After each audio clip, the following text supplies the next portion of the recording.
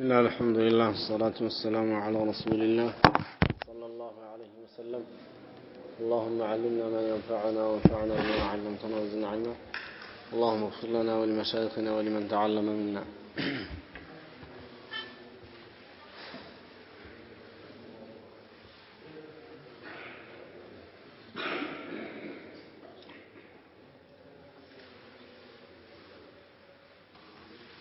تنانتنا تنانتنا لا نبا شكرا.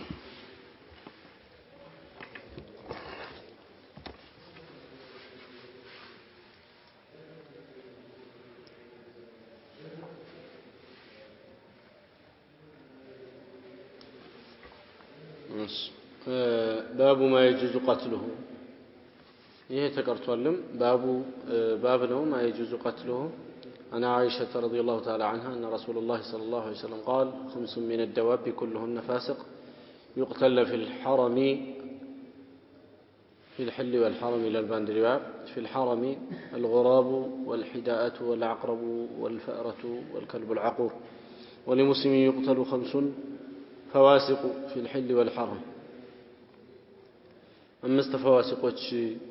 ይገደላሉ ነው። እነዚህ 5 ፈዋሲቆች የሚባሉት ይሄ ቁራ ነው። ቁራ የተለያዩ ጉዞዎችን የሚደረገው ከዚህ በፊት በነበረው ዘመን በግመሎች ነው። ግመሎቹ ጀርባቸው ሲቆስል ይሄ ቁራ ይመጣና ጀርባቸው ላይ ተቀምጦ ጀርባቸው ላይ ያለውን ስጋ ይበላል። በአፋቸውና ወይ በፊታቸው ማለት ነው። እንደዚህ እንዳይከላከሉት አይደርሱበትም። ትከሻቸው ላይ ይሆናል። በጭራቸው እንዲከላከሉት አይደርሱበትም። በዚህ አይነት ለሞት እንኳን ሊያበቃቸው ይችላል ማለት ነው። እና ሰዎችን ስለሚያስቸግር ሐረምም ላይ በዚህ አይነት እንዲገደል በቅቷል ማለት ነው። ሂዳአ የምትባለው ጮለለች። ይሄ በተለይ ሐረም ላይ የሃዲየ ስጋ ይበዛል፣ ወድህያ ይበዛል። ከዚህ የተነሳ በጣም አስቸጋሪ ስለሚሆን መግደሉ ሁላ በቅቷል። والعقرب ይሄ ግንጥ ነው። ግንጥ የሚባለው የተወሰኑ እንደ ጸጉሮች ያሉ የሚለቃቸው ነገሮች አሉ። እነዛ የሚለቃቸው ነገሮች ሰው ላይ መርዝነት አላቸውና ይመርዛሉ ማለት ነው። በዚህ የተነሳ ይሄንን ግንጥ ولو حتى عند الكعبة እንኳን ሰውየው ቢያገኘው መግደል እንደሚበቃለት ነው።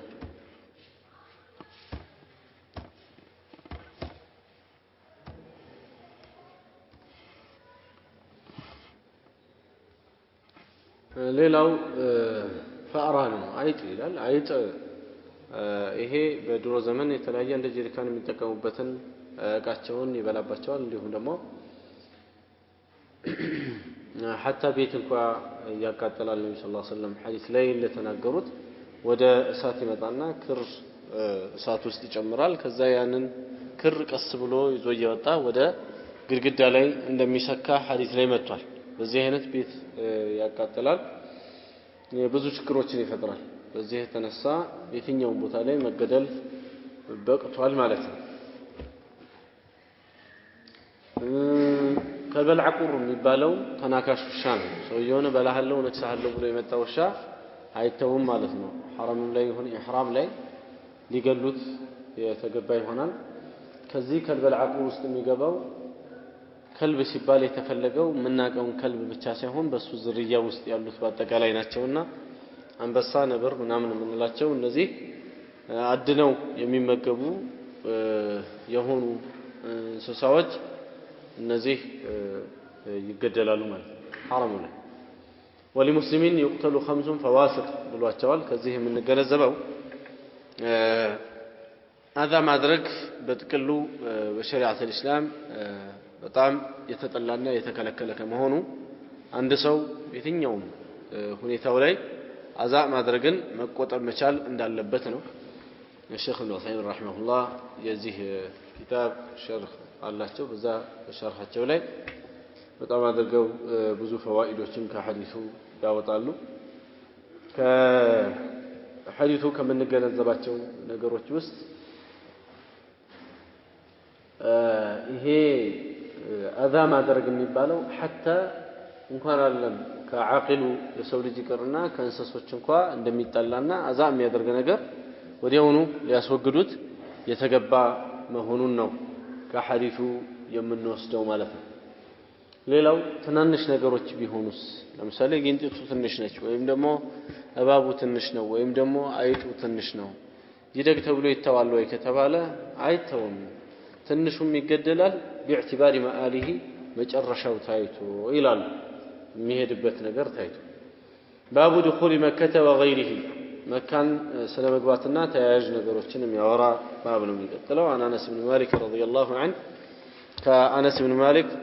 الله ملكام سراون يدلتنا أن رسول الله صلى الله عليه وسلم دخل مكة عام الفتح نبي صلى الله عليه وسلم عام الفتح مكة قبوا إلال እንግዲህ ነብዩ ሰለላሁ ዐለይሂ ወሰለም አላህ መካ ውስጥ መጋደልን ፈቅዶላቸው በ8ኛው ዓመተ ሂጅራ ገብተዋል ማለት ነው የገቡት በረመዳን ወር እንደሆነ ነው ሙአሪኾቹ የሚያስቀምጡት ረመዳን ወር ላይ እንግዲህ ብዙ ነስሮች የተገኘበት ወር ነው የበረካ አላህ Subhanahu Wa Ta'ala የበረካ ወር አድርጎታል የራህመት ወር አድርጎታል ሰዎች ከአላህ Subhanahu Wa Ta'ala ቅጣት ከእሳት ነፃ የሚወጡበት ወር አድርጎታል ረመዳን ካለው ፈዳኢል አንዱ የነስር ወር መሆኑ ነው ልክ እንደዚሁ በድርም የተከሰተው በረመዳን ነው أنا أنس بن مالك رضي الله عنه أن رسول الله صلى الله عليه وسلم دخل مكة عام الفتح عام الفتح النبي صلى الله عليه وسلم مكة قبوا له وعلى رأسه راسة جولي المغفر مغفر بوزن منبر وقاية له من وقع السيف سيف ጭንቅላታቸው እንዳያገኛቸው ከብረት የተሳሰረ ከብረት ሰንሰለት የሚሰራ የጭንቅላት ላይ ልብስ ነው ወይም ኮፍያ ነው ማለት وعلى رأسه المغفر ይሄ مغفر የሚባለው የብረት ኮፍያ ጭንቅላታቸው ላይ እያለ ነው መካ የገቡት فلما نزعه ነገሩ አልቋል ብለው ልክ የብረት ኮፍያውን ውልቅ ሲያረጉ جاءه رجل فقال አንድ ሰው መጣና ምን አላቸው ابن خطل متعلق بأستار الكعبة ابن خطل የሚባለው ሰው በካዕባው እግርዶ ላይ ተንጠልጥሏል ብሎ አላቸው ካዕባ ከድሮ ዘመን ጀምሮ اول من كساه اسماعيل የሚባለው ከድሮ ጀምሮ ካዕባ ልብስ አለው ካዕባ ያለ ልብስ ሆኖ አያውቅም ከድሮም ጀምሮ ልብስ አለው ለመጀመሪያ ጊዜ ሐር ካዕባን ያለበሰው ሙአዊያ ابن ابي سفيان ነው ሐር ያለበሰው ማለት ከዛ በፊት ግን የተለያዩ ልብሶችን ይለብስ ነበር በጃሂልያ ዘመን አሹራ ቀን ላይ ልብሱ ይቀየር ነበር በአሁን ዘመን ደግሞ የውሙ ነህር እንደዚህ ይቀየራል ይላል በአንዳንድ ኪታብ የሼኽ ኢብኑ ዑሰይሚን ረሂመሁላህ ሸርህን የመሰለ ነገር ግን ደግሞ አሁን በዲሽ ላይ የምንከታተለው የሚቀየረው የውሙ ነህር ሳይሆን የውሙ አረፋ ቀን ሰዎች በአጠቃላይ ለአረፋ ቢሄዱበት እንደዛ መሰለኝ እኔ ያስታወስኩት ያየሁት እንደዛ ነው المهم በዚህ አይነት ይቀየራል በአመት አንዴ ይቀየራል ሐር ነው ማለት ነው ልብሱ ከላይ የቤቱን የውጭውን አካል ማልበስ ከካዕባ ጋር ማመሳሰል ስለሆነ የተከለከለ ነው في روايه ابي داود ክልከላ መጥቷል የውጭውን የቤቱን የውጭውን ክፍል እንደ ካዕባ ማልበስ አይቻልም የውስጣዊ ክፍልም መጋረጃ ያለ ምክንያት ማድረግ ብዙም አይወደድም ነገር ግን ምክንያት ያለው ምናልባት ብርድ ወይም ደግሞ ቤቱን ማሳመር ፈልጎ የመሳሰለ ምክንያት ካለው በዚህ አይነት ሊሆን ይችላል فلما نزعه جاءه رجل فقال ابن خطل متعلق بأستار الكعبة يا كعبة ستر ወይም ደግሞ መጋረጃ በሚል ያነሳነው النبي صلى الله عليه وسلم المهم حديثه يمتعبت ابن خطل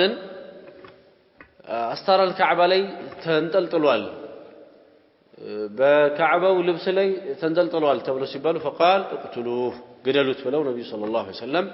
الزوال ሸሪዓት الاسلام ሙርተድ ሆኖ ሁክም የተሰጠበት ሰው እዛ አካባቢ መሆኑ እንደማያድነው ነው ይሄ ሐዲስ የሚጠቁመው ማለት ነው። ይሄ ኢብኑ ኸጠል ምን አይነት ሰው ነው ከተባለ ስሙ ራሱ አብዱል ዑዛ የሚባል ሰው ነው። የአባቱ ስምም እንደዚሁ የሙሽሪክ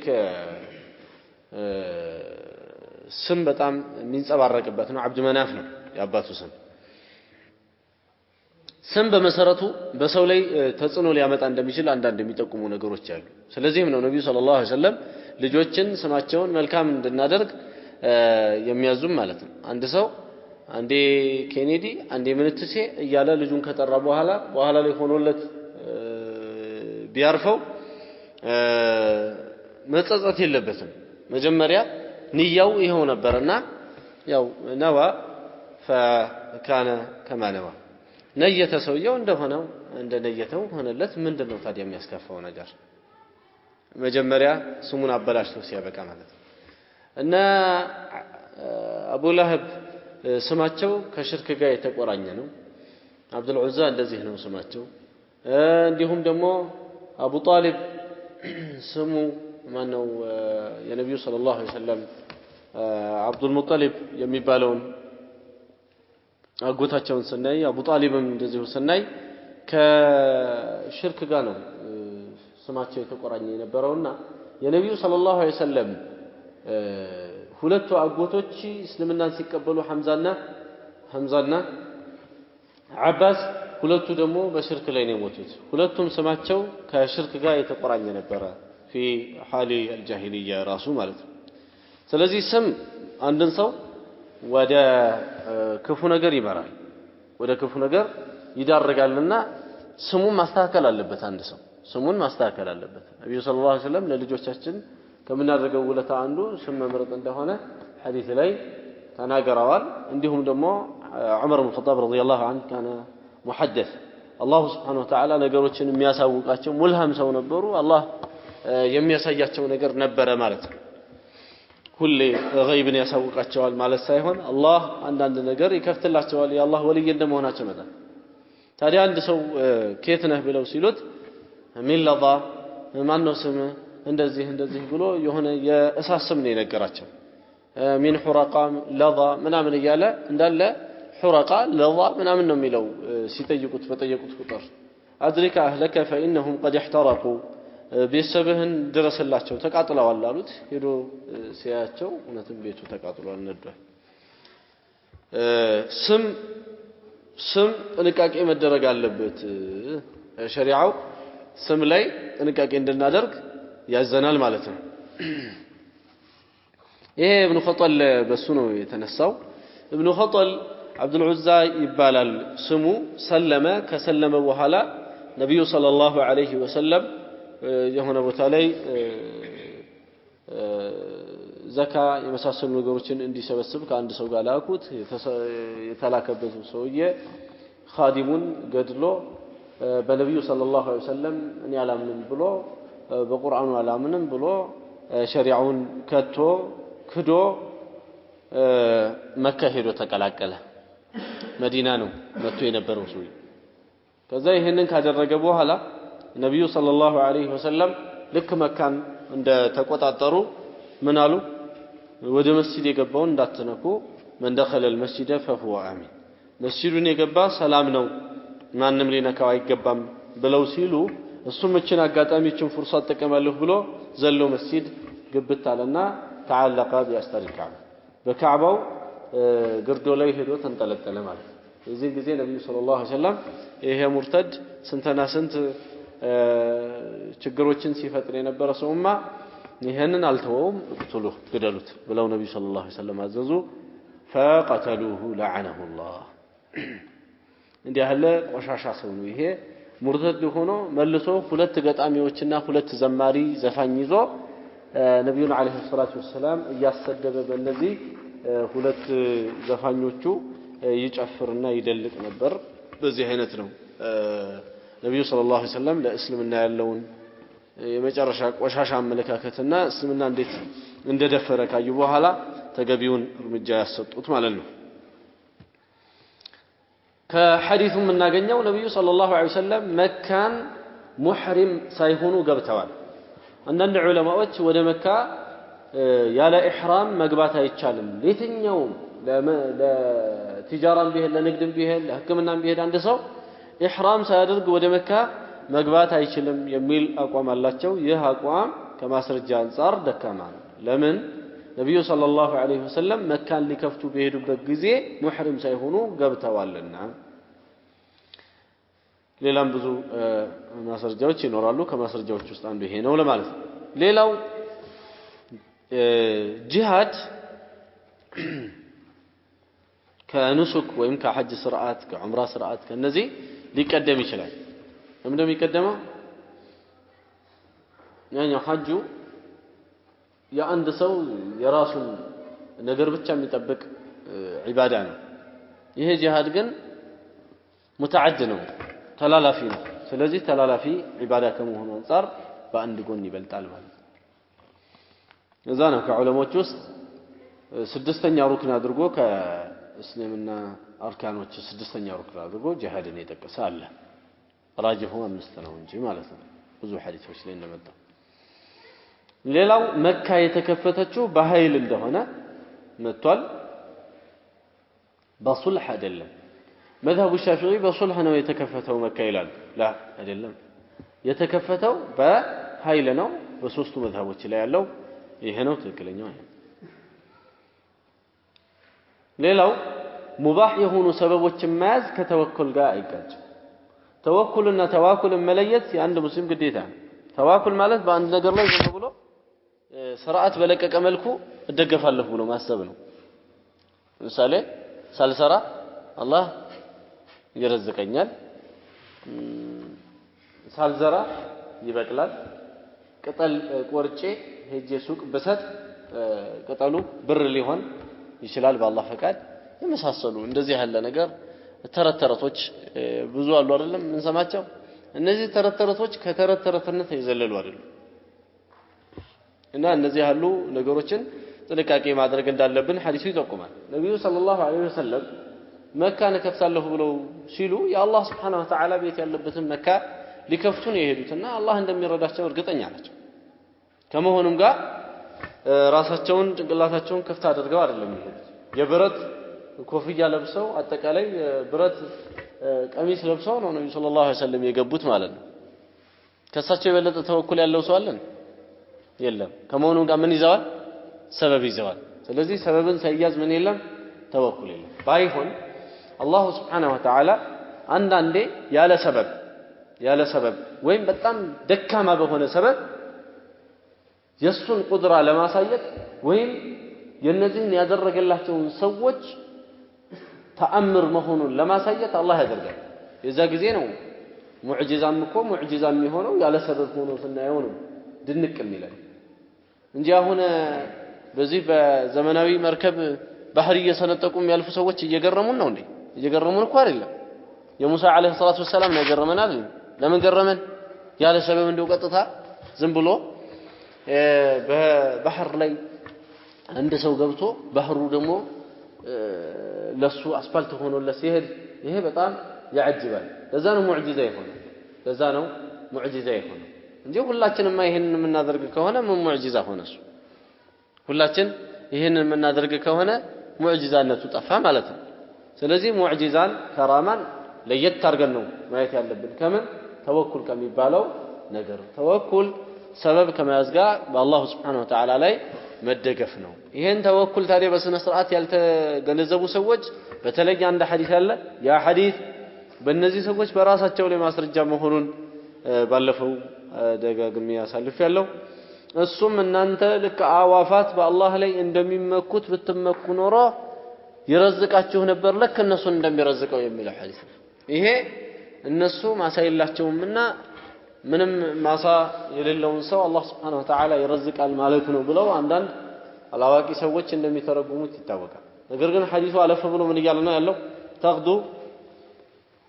خماصا وتروح بطانا ሆዷ ባዶ ሆኖ ትወጣለች ስትመለስ ግን ሆዷን ሞልታ ትመጣለች ነው የሚለው ወፊቷ እኮ ተንቀሳቀሳለች ወፊቷ ከቤቷ ወጣለች በራለች እንጂ እዛው ቁጭ አላለች ስለዚህ ሰውየው በእጁ ያለ ነገር ምንም እንደሌለ እኮ ያውቃል ማንም ከቤቱ ሄዶ ሱቅ ሲከፍት ወይም ደግሞ ማሳው ሲሄድ ማሳውን ዘንድሮ በቃ ያመርታል የሚል እኮ እምነት የለውም ማለት እርግጠኛ ሆኖ የሚያውቀው ነገር የለውም ነገር ግን ከአላህ ላጣ አልችልም አላህ ይረዝቀኛል ብሎ ነው ወደ ማሳው የሚሄደው ማለት ነው ያም ወደ ሱቁ የሚሄደው ያኛውም ወደ ሙያው ቦታ የሚወጣው ስለዚህ በዚህ አይነት ነው በትክክለኛ መንገድ ሐዲስ መረዳት ያለብን እንጂ በጠመመ መልኩ እንደው በጣም አድርገን የነብዩን አለይሂ ሰላቱ ወሰለም ንግር አለ ቦታው መገንዘብ ተገቢ አይደለም ሌላው فيه جواز اقامه الحدود في الحرم ولا بالقتل حدوች حرم ላይ እንደሚቋቋሙ ነው በግድያም ቢሆን ይሄ ኢብኑ ኸጠል مرتد ነው ያው ነብዩ ሰለላሁ ዐለይሂ ወሰለም ሐድ አቆሙበታል ማለት ነው عن عبد الله بن عمر رضي الله عنهما أن رسول الله صلى الله عليه وسلم دخل مكة من كداء من الثنية العليا التي بالبطحاء وخرج من الثنية السفلى النبي صلى الله عليه وسلم كداء من متبالوا بكل قبتوال ይላል ወደ መካ ሲገቡ እና ወደ መካ ሲገባ በከዳ በሚባለው በኩል ቢገባ መልካም ነው ከዳ ማለት ከላይኛው በኩል ያለች ኮረብታ ነች من الثنية العليا التي بالبطحاء بطحاء لا يالو الى البطحاء ማለት ጠጠሮች ያሉበት የሸለቆ የውሃ መሸሻ ነው بطحاء የሚባል المهم መካ ሁለት በራፎች ነበሯት በነብዩ ሰለላሁ ዐለይሂ ወሰለም ጊዜ እናም ከዳ የሚባለው ከላይኛው በኩል ያለው መግቢያ ነው ነብዩ ወደ መካ ሲገቡ በዛ በኩል ይገቡ ነበር ሲወጡ ደግሞ በሌላ በኩል ነበር የሚወጡት እሱም በታችኛው በኩል ነው وخرج من الثنية السفلى የሚለው እሱ ነው ኩዳ ይባላል بالضم والقصر ኩዳ ይባላል ثنية السفلى ማለት ነው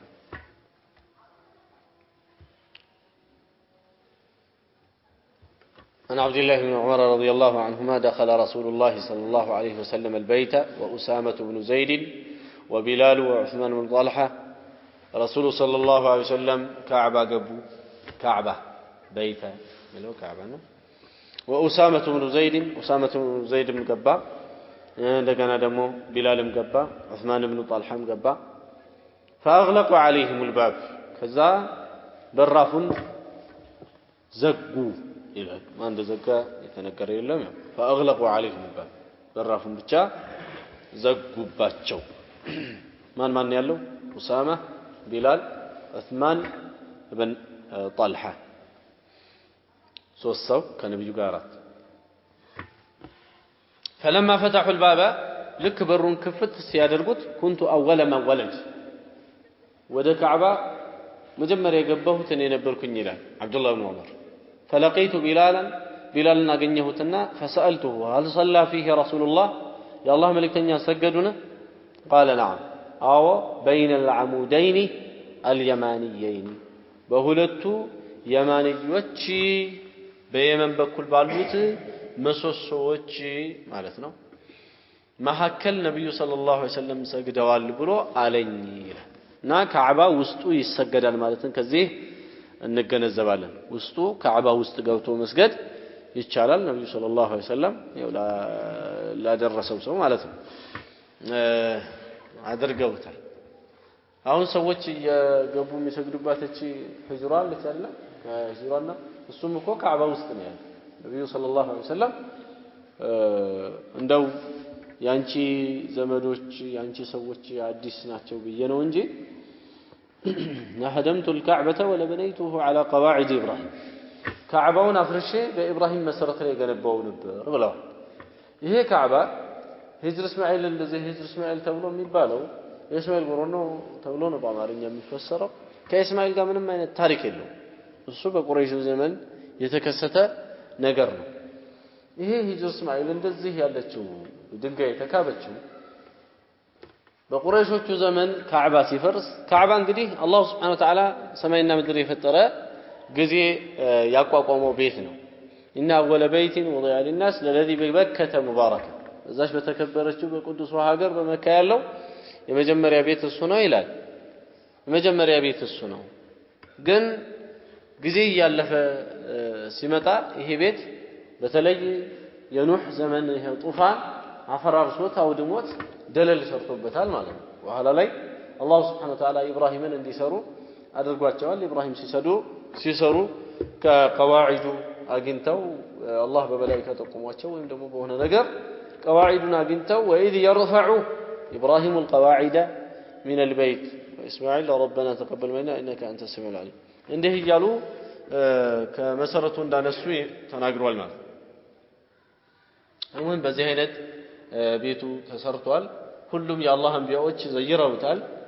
ሙርሰሎቹ ሁሉም ሐጅ ያደርጉ ነበር ማን ጋር ደረሰ ይሄ ካዕባ የቁረይሾቹ ዘመን ላይ ደረሰ ከነብዩ ዘመን አለይሂ ሰላቱ ወሰለም ትንሽ ቀደም ብሎ ያለ እዛ ጋር ደረሰ እዛ ጋር ሲደርስ ነብዩ ሰለላሁ ዐለይሂ ወሰለም ሳይላኩ በፊት ያለው ሁላ የቁረይሾች ዘመን ነው የሚባለው قبل البعثة እዛ ጋር ካዕባው ፈረሰ የሆነ ዝናብም ጥሎ ነበር መጀመሪያም ተዳክሟል የብዙ ዘመን ግንባታ ነው ፈረሰ ሲፈርስ ጊዜ ቁረይሾቹ ነብዩ አልተላኩም ልብ በሉ በዛ በድንቁርናው ዘመን እንተባባሉ እርስ በራስ አሁን ይሄው የአላህ ቤት ፈርሷል እኛ ደግሞ ብዙዎቻችን በሪባ በምን የተጨማለቅን ሐላል የሆነ ገንዘብ ያለው ለዚህ ለካዕባው ያምጣ ከሐላል ገንዘቦቻችን እንሰብስብ ሐራሙን እንዳናመጣ አላህን እንፍራ የአላህ ቤት ነው እንጠፋለን ተባባሉ አያ ይሄ ብር ተለቀም ሲለቀም አሁንም እናየውን ካዕባ መሰረት በዚህ በኩል ጀመሩና እንደዚህ ሰሩ ልክ ወደ አሁን ወደ ሂጅሩ ወዳለው እየደረሱ ባለበት ሁኔታ ብሩ እያለቀ ነው የሚሰራበት ሐላሉ ገንዘብ እያለቀ ሲመጣ በቃ እዚሁና ቆመውና ያለቀበት ድረስ ሰርተን ለምልክት ያክል እስከዚህ ድረስ እንደነበረ መሰረቱ በኢብራሂም ዘመን የነበረው እስከዚህ እዚች ጋር ሂጅሯን ወይም ደግሞ አሁን ያለችው አንችን ዝከርቧን እችን እናድርግ ተባባሉ ይሄንን አደረጉ አሁን ካዕባ ያለው በቁረይሾቹ መሰረት ላይ ነው እንጂ በኢብራሂም መሰረት ላይ አይደለም ቤት በኩል በዚህ በሂጅራ በኩል ያለው በዚህ በኩል ያለው ሳይሆን በሙሉ በኩል ያለው ሳይሆን በሂጅሩ በኩል በዚህ በተካበው ድንጋይ በኩል ያለው በኢብራሂም መሰረት ላይ አይደለም ለዚህ ነው ነብዩ ሰለላሁ ዐለይሂ ወሰለም ሲያደርሳቸው ሩክን አልየማኒ የሚባለውን እንደዚህ ነክተው ያልፋል ካላ አጠገቡ ካልሆኑ ግን አይነው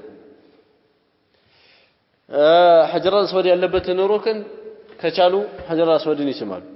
ካልቻሉ ከሩቅም ቢሆን ይጠቁማሉ እጃቸውን በዚህ በኩል ያለው ግን በኢብራሂም መሰረት ላይ ስለሌለ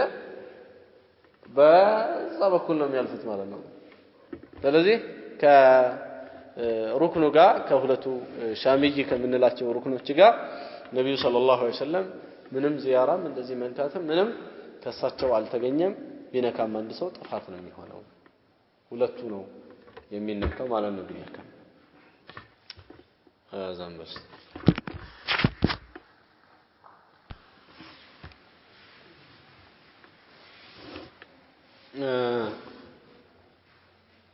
ይሄ እንግዲህ ካዕባን በተመለከተ የማንዮች የሚባሉት ሁለቱ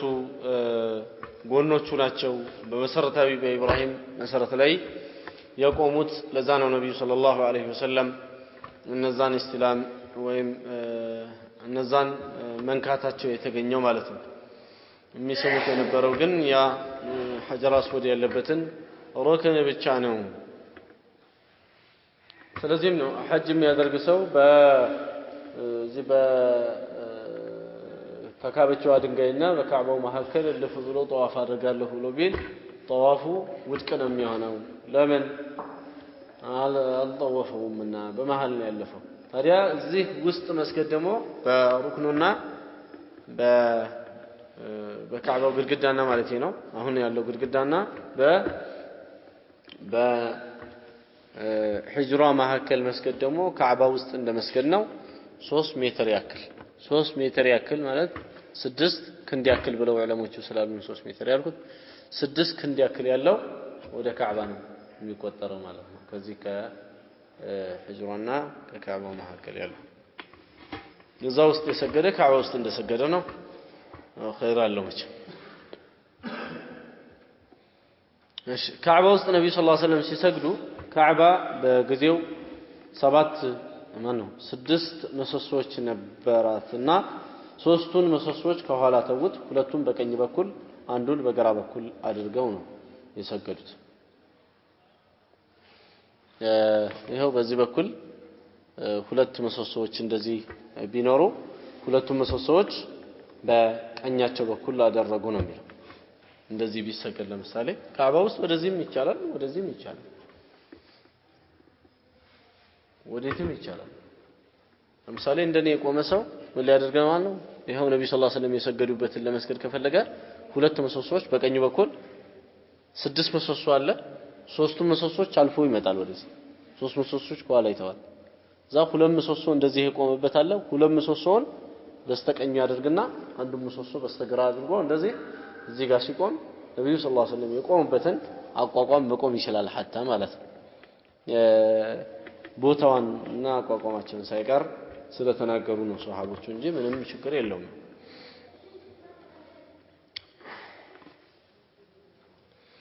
እሺ ካዕበቱል ሙሸረፋ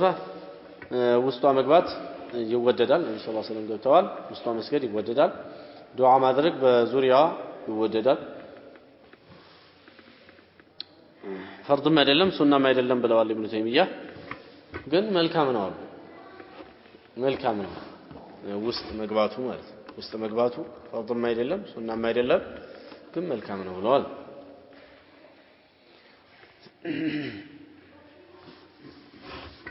ነብዩ ሰለላሁ ዐለይሂ ወሰለም ሐጅ ላይ ካዕባ ውስጥ አልገቡም ካዕባ ውስጥ የገቡት ይሄ እዚህ ጋር የተነገረን አመል ፈትህ ላይ ልክ መካን እንደተቆጣጠሩ እንደከፈቱ የዛ ጊዜ ነው የገቡት ካዕባ ውስጥ በእስልምና ዘመናቸው ነብዩ ሰለላሁ ዐለይሂ ወሰለም አንዴ ነው የገቡት እቺው ሐጅ ላይ ያለችው ብቻ ማለት ነው ብዙም እንደዚህ ደጋግሞ መግባት ምናምን ብዙም ፈضل የለውም ነብዩ ሰለላሁ ዐለይሂ ወሰለም አላደረጉትም እና ማለት ነው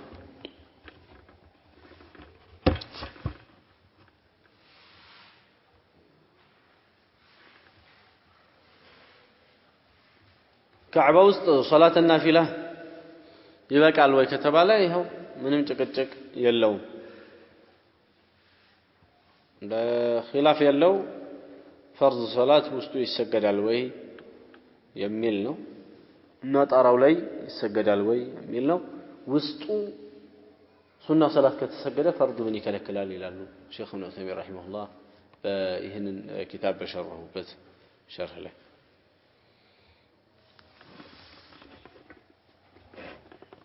ኢማም አህመድና ማሊክ መሽሁር በሆነ መዝሐባቸው አይሆንም የሚል አቋም ይዘዋል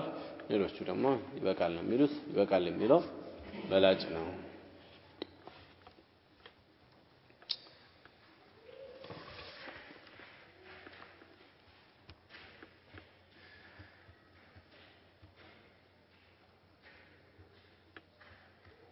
باب الطواف وأدبه سلا طواف يورانا ونام طواف سرعة من ناقرنا عن عمر رضي الله عنه أنه جاء إلى الحجر الأسود عمر بن الخطاب ودا حجر الأسود مطانا وقبله سامويله سلازيهن عند سو طواف ليرق سيمطا مجمريا ككعبه مفلق ያለበት حجر الأسود ያለበትን حجر الأسود ጋር ይመጣና ከቻለ ይስመዋል ካልቻለ ከሩቁ ሆኖ ቢስሚላህ አላሁ አክበር ብሎ ወደሱ ኢሻራ አድርጎ እንደዚህ እንደ ሰላም ያልፋል ይጀምራል ማለት ነው حجر الأسود ሳሙ ዑመር ከዛ በኋላ ምን አሉ ኢኒ ላ አዕለሙ አንከ ሐጀሩን አንተ ድንጋይ መሆንህን አውቃለሁ ላ ተضሩ አትጎዳኝም ወላ ተንፈዕ አትጠቅምም ወለውላ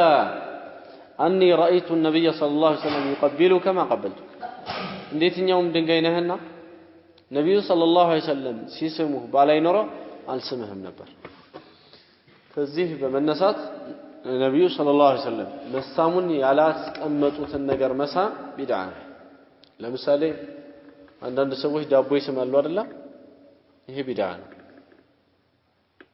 እንደዚህ ያሉ ነገሮች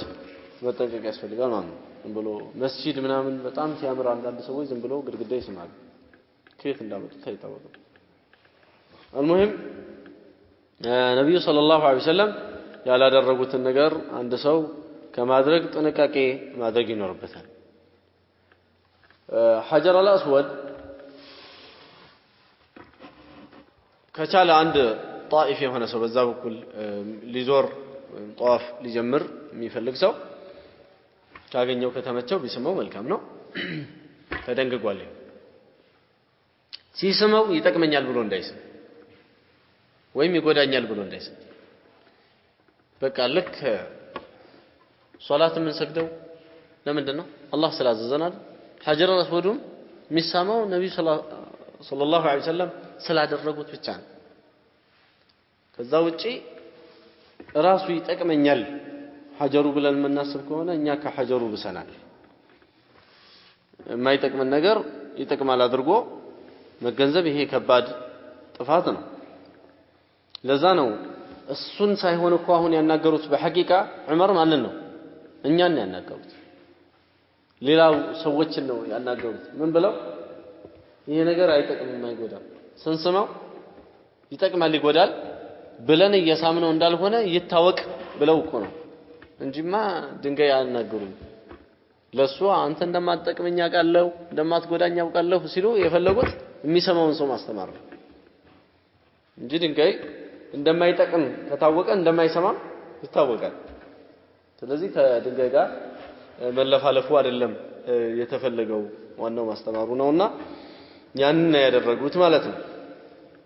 ሌላው ዒባዳ የሚባለው ነገር ተውቂፍያ ነው ወይም የተገደበ ነገር ነው فلا يشرع منها الا ما شرعه الله ورسوله الله እና መልእክተኛው የደነገጉት እንጂ አይደነገግም ዒባዳ በእስትሕሳን የሚሆን ነገር የለም ማለት ነው መልካም አድርጌ ስላየሁት የሚባል ነገር የለም وانما تتلقى عن المشروع ከተደነገገው ላይ ብቻ ነው የሚወሰደው ዒባዳ እንጂ ምን ችግር አለው የሚባል ወይም ደግሞ ደስ ብሎኛል በሚባል አይሆንም ማለት ነው ሌላው ተራሰዎች ወይም ዓማዎች ይላል ሊያስቸግራቸው ይችላል ወይም ደግሞ ሊዋከብባቸው ይችላል የሚባሉ ጉዳዮችን ዓሊም የሆነ ሰው ባይጠይቁትም እንኳን መበየን ይኖርበታል ባይጠይቁም እንኳን ሊገልጽ ይገባል ዑመርን ማንም መጥቶ የጠየቃቸው የለም ይጠቅማል ይጎዳል ብሎ ያላቸው ማንም የለም ግን ሐጀር አልአስወድ ጋር መተው ሲስሙት ምን ብለው አሉ ድምጻቸውን ከፍ አድርገው አትጎዳም አትጠቅምም ነብዩ ሰለላሁ ዐለይሂ ወሰለም ሲስሙህ ባላየው ኖሮ እንደውም አልሰሙህም ብለው ተናገሩ ማንም የጠየቃቸው የለም ለምንድን ነው ይሄን የተናገሩት ባይጠይቁም እንኳን አንዳንድ ሰዎች ያልተማሩ ሰዎች ልብ ላይ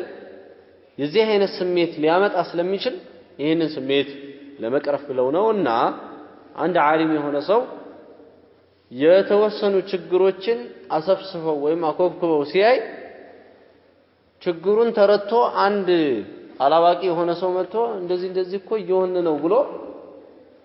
ከመናገሩ በፊት ቀድሞ ያ ዓሊም ተገንዝቦ መልስ መስጠት ይኖርበታል ማለት ነው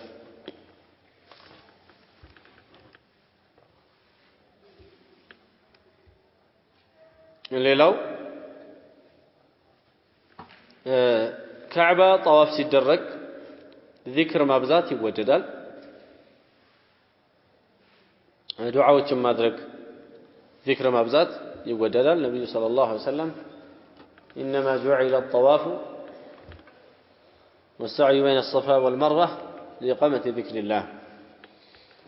انما جعل الطواف بالبيت بكعبة مزور يتدرج وبين الصفا والمروه በሶፋና በመርዋ መካከል ጠዋፍ ይባላል ወይም ሰዓይ ይባላል ሁለት ይባላል ይሄ የተደረገው ለኢቃመት ዚክርላህ የአላህን ዚክር ለማቋቋም ነውና ሲዞር ዝም ብሎ መዞር የለበትም እየዘከረ በተለይ በሁለቱ የማንየ ሩክኖች መካከል በሐጀር አስወዱና በሩክን اليماني መካከል ምን ብሎ ማለት ያስፈልጋል ربنا آتنا في الدنيا حسنة وفي الآخرة حسنة وقنا عذاب النار ብሎ ይሄንን ማድረግ ይወደዳል ይሄ እንግዲህ ጨረሰ ማለት ነው ሩክነ اليمانيው እዚህ ነው ያለው ሐጀር አስወዱ እዚህ ነው ያለው ከዚህ እንግዲህ ከሩክነ اليمانيው ጀምሮ ሐጀር አስወዱ ጋር እስከሚደርስ ድረስ ربنا آتنا في الدنيا حسنة وفي الآخرة حسنة وقنا عذاب النار እያለ ሲመጣ ያው አንድ ጧፍ አለቀ መጨረሻ ከሊማው እሱ ሆነ ማለት ነው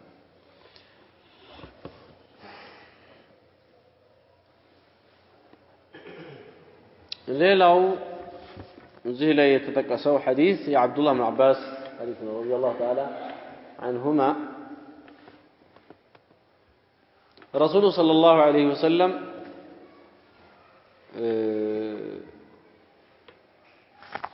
عمرة القضاء ያደረጉበትን የሰባተኛውን ዓመተ ሂጅራ ታሪክ ነው በተወሰነ መልኩ የሚያነሳው ሐዲስ ምን ይላል قدم رسول الله صلى الله عليه وسلم واصحابه مكة نبي صلى الله عليه وسلم እና የሳቸው ሷሐቦቹ መካ መጡ ይላል فقال المشركون مشركوቹ አሉ የዚህ ጊዜ ምን አሉ انه يقدم عليكم قوم ሰዎች ይመጣሉ قد وهنتهم حمى يثرب تبال ነበር መካ ማን ነው መዲና የዛ ጊዜ በጃሂልያ ጊዜ የጃሂልያ ስም እንግዲህ ስሙ ማያምር يثرب ብለው ይሏት ነበር እቺን يثرب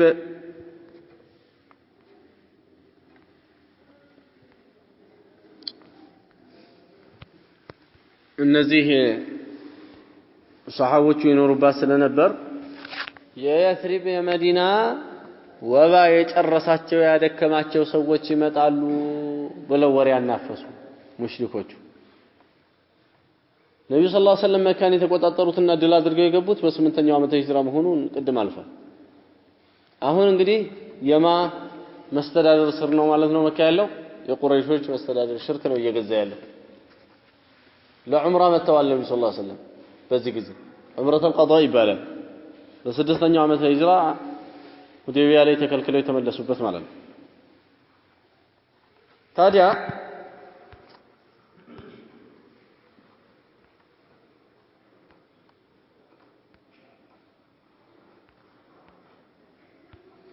ምን ሆነ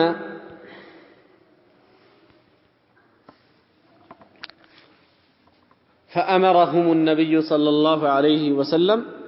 نبي صلى الله عليه وسلم عززواቸው ይላል أن يضمنوا الأشواط الثلاثة ሶስቱን ዙሮች በፍጥነት እንዲሄዱ ሷሐቦቹ ልክ እንደሰውም ሱማ በፍጥነት እንዲሄዱ وأن يمشوا ما بين الركنين يلال وأن يمشوا يلال ما بين الركنين نميل በሁለቱ ሩክኖች መካከል እንዲሄዱ ደግሞ አዘዟቸው ለምን በሁለቱ ሩክኖች መካከል ቀስ ብለው እንዲሄዱ ለምን አደረጉ ሲባል ሙሽሪኮቹ ተሰብስበው ያሉት በአንድ ጎን ነው በዚህ በሁለቱ ሩክኖች መካከል ሩክኑ ስለሚጋርዳቸው ሷሐቦቹን አዝነውላቸው ነብዩ ሰለላሁ ዐለይሂ ወሰለም በዚህ ወደ ጀርባ ስትመጡ እንኳን ሰተርት ስለምትሉ ችግር የለም እነሱ ፊት ስትሆኑ ግን እንደው እንደ ጎበዝ ወይም ጀግና እንደሆነ ሰው ነው ነቃ ነው ማለት ያለባችሁ እንጂ እነሱ እንዳሉት የመዲና ወባ ጨርሷችኋል ይያሉ እንዳወሩባችሁ እንደ መላሳቸው እንዳትሆኑላችሁ ብለው ነብዩ ሰለላሁ ዐለይሂ ወሰለም መከራዋቸው ነው ሷሐቦቹን ይሄ እንግዲህ አንዳንድ ሰው ዲኑን ለማጥፋት ሞቅ ብሎ የተነሳ ጊዜ እሱ ሞቅ ብሎ እንደተነሳው ይሁንልህ ብለን የሱን አንጀት ማርካት የለብንም እሱ እንደ ተነሳውና እንደው አጠፋለሁ ብሎ አይጠፋም እኮ ያላህ ዲን ወሰረቱ يريدون ليطفئوا نور الله بأفواههم والله متم نوره الله የሱን ብርሃን ሞላለሁ ብሎ ውሳኔውን አስተላልፏል ከየት በኩል ይጠፋል ነገር ግን እነሱ እንዳይደሰቱ ሸሪዓት الاسلام የመጣው بغاضة الكافرين ስለሆነ ካፊሮችን በማስቆጨት ስለሆነ እንዳይደሰቱ የሚያደርግ ነገር መስራት ያስፈልጋል ولا تشمتوا الى اعداء እንዳለው ጠላትን በእኔ አታስደስት እንዳለው ጠላትን ማስደሰት መልካም አይደለም ከዚህ አንፃር ነብዩ ሰለላሁ ዐለይሂ ወሰለም እናንተ አሁን አልቃችኋል ተጎታችኋል ተብሎ ተወርቷል ታዲያ ይሄን ነገር በፖለቲካኛ መምታት አለብን መቅደም አለብን ብለው አሏቸው ለሷሐቦቹ ይሄንን ዙሩን ስትዞሩ የመጀመሪያውን 3 ዙር ልክ እንደ ከሙሽሪኮቹ ከለመዱት ውጪ ምን እንዲሆን አዘዙ ማለት ነው ፈጠን ፈጠን እየተባለ እንደ ወታደር እንዲሄድ አለባበሳቸውን ደግሞ በጥባ እንዲያደርጉት ከዚህ እንደዚህ አይደረግም እዚህ ላይ ነው የሚሆነው እኔ ሙህሪም ስላልሆንኩ ነው ከዚህ ለያደርጉና እንደዚህ አድርገው እንዲያደርጉ አዘዟቸው ማለት ነው አሁን ምን ይታያል ማለት ነው ጥንቻ ላለው ሰው ጥንቻ ይታያል المهم በዚህ አይነት ጥንቻቸውን እያሳዩ እንዲሽከረከሩ ነብዩ ሰለላሁ ዐለይሂ ወሰለም አደረጓቸው እንዲሁም ተወሰነ አንዳንዴ حتى ኩራት ያለው እርምጃ ደስ አይልም ጥሩም አይደለም ነብዩ ሰለላሁ ዐለይሂ ወሰለም ከልክለዋል انك لن تخرق الارض ولن تبلغ الجبال طولا ብትኮራና እንደው በጣም አድርገህ እንደው እግርህን ብታነሳው አንዳንድ ጅላንፎች እንደሚሰሩት ማለት ነው በየቦታው እንደምታዩዋቸው አስፋልቱን እነሱ ያሰሩት ይመስል ለመኪና እንኳን መልቀቅ የማይፈልጉ አሉ በጣም ተኮፍሰው የሚሄዱ ማለት ነው እነዚህ ኩፍሶች እንደዚህ አድርገው ራሳቸውን ክበውና ሌላ አስመስለው ሲንጎማለሉ እንደው ተራራ የሚደርሱ ይመስላል አላህ ለዚህ ነው ምን ይላል አትንጎባለል انك لن تخرق الارض መሬት አሰነጥቅ ولن تبلغ الجبال طولا ወደላይ መረዝመህ ከተራሮችን እኩል አትሆን ምን ያንጠባረራል በማለት ይወቅሳል ማለት ነው ይሄ መንጠባረር እንደዚህ ያለ መኮፈስ በጣም የተከለከለ ነው በሸሪዓ ግን አንድ ሱሐቢ በጣም እየኮራ አንድ ጂሃድ ላይ ነብዩ ሰለላሁ ዐለይሂ ወሰለም አዩት የዚህ ጊዜ ምን አሉ ان هذه مشيه لا يحبها الله الله ما يودው አካሄድ ነው አሉት ኢላ في هذا المكان አሁን አንተ ያደረክበት ቦታ ላይ ብቻ ሲቀራሉት እዚህ እንኳን ኩራባቸው ነው ካፊሮቹ ላይ ለምን እንደዚህ ተፈቀደው አሁን ሸሪዓት الاسلام የራሱ አካሄድ ያለው ሲያሳለው ፖለቲካ አለውና ለፖለቲካ ስለተፈለገ ነው المهم እዚህ 3ቱ ሸውጦች ላይ ነብዩ ሰለላሁ ዐለይሂ ወሰለም እንዲዞር ያደረጓቸው ሞራላቸውን እነዚህ ሙሽሪኮች እነሱ እንዳሰቡት እንዳልሆነ እና ከዛ ሙሽሪኮቹ እርስ በራስ እየተያዩ ማባል ጀመሩ አንተ የተወራው ነገር ውሸት ነው እነዚህ ሰዎች ወባ ጨረሷቸዋል ሲባል ይሄው እንደ ወታደር ይሮጡልህ ጀብር አይደለም እየተባባሉ እርስ በራስ መነጋገሪያ ሆነ ማለት ويمشوا بين الركنين سلما يتجنوا بذي بكل ولم يمنعهم الكلكلواتهم أن يرضلوا الأشواط كلها كلهم كما زور الكلكلواتهم إلا الإبقاء عليهم ولم يمنعهم نملوا ولم يمنعهم الكلكلاتهم أن يرملوا الأشواط كلها إلا الإبقاء عليهم بالنسبة لي ማስቀረት እንጂ ማለት በእነሱ ላይ ማዘን እንጂ ነብዩ ሰለላሁ ዐለይሂ ወሰለም 3 ያደረጉልኝ 3 ዙር ብቻ ያሏቸው ለምንድነው በዛን ጊዜ ማለት ነው አዝነውላቸው ነው ነብዩ ሰለላሁ ዐለይሂ ወሰለም እውነትም ደክሟቸዋል ሷሐቦቹ ችግር ደርሶባቸዋል የሰው ሀገር ሄደው ተንገላተው አይደለም እንዴ ይልፋቸው አይደለም ግን ይሄንን ችግራቸውን ወደ ባዕድ ሰው ማውጣት ስለሌለባቸው ነብዩ ሰለላሁ ዐለይሂ ወሰለም በዚህ አይነት ውስጣቸውን እንዲጠብቁ አድርገዋቸዋል ማለት ነው በዚህ የተነሳ የዑምራው ጧዋፍ ላይ የመጀመሪያው ጧዋፍ ላይ አንድ ሰው በዚህ አይነት ዙሩን ረመል ይባላል ፈጠን ፈጠን እያለ መሄድ ይሄ ይወደዳል 3ቱ ዙሮች ላይ አራቱን ቀስ ብሎ እንዲሁም ጥባውም እንደዚሁ ይወደዳል በሌሎቹ ጧዋፎች ላይ ጧዋፉ ዚያራ ሊሆን ይችላል ጧዋፍ الفضا ማለት ነው ጧዋፍ الوداع ሊሆን ይችላል መጨረሻው እንዲሁም ደግሞ በመሐከል የሚደረጉ የሐጁ ስርዓት ያልሆኑ ነገር ግን ለዒባዳ ተደርገው የሚደረጉ ሱና የሆኑ ጠዋፎች በአጠቃላይ ላይ የለም። ይሄ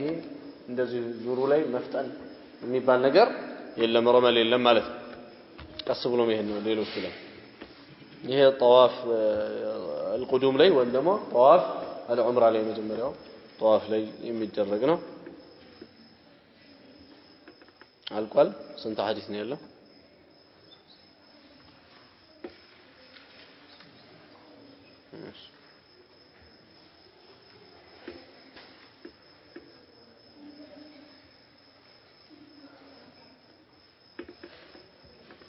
هنا